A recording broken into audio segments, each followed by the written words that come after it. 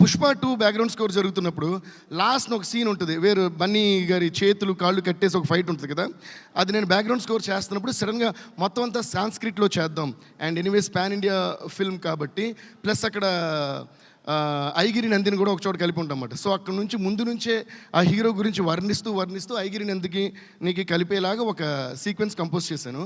చేసి mid night అనుకుంటా, after 1 o'clock 2 o'clock ఈయన ఫోన్ చేస్తే లేచే ఉన్నారో తెలియదు కానీ, సార్ సారీ ఈ టైంలో డిస్టర్బ్ చేస్తాను అని చెప్పి, ఈ ట్యూన్కి నాకు సాంస్క్రిట్లో ఇది కాన్సెప్ట్, హీరో గురించి అంటే ఒక అమ్మవారు హీరోని, అంటే ఆ సీన్ కూడా అమ్మవారు చీర తీసి కడతారు కదా, అమ్మవారిని హీరోని ఉద్దేశిస్తూ చెప్తున్నాడు ఒక హీరోయిజంగా వచ్చి ఐగిరి నందిని కనెక్ట్ అవ్వాలని చెప్పిన వెంటనే వితిన్ 10 to 15 minutes మ్యాక్సిమం దాంట్లో ఆయన రాసిచ్చిందే మీరు పుష్ప 2 క్లైమాక్స్లో వినే ఆ ఫైట్ మీద వచ్చే శ్లోకం అంతా కళ్యాణ్ చక్రవర్తి గారు రాసిందే.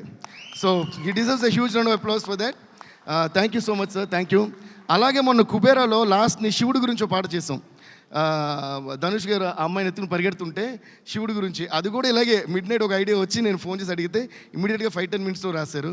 అలా he's one of the most talented writers, lyric writers that I have scene.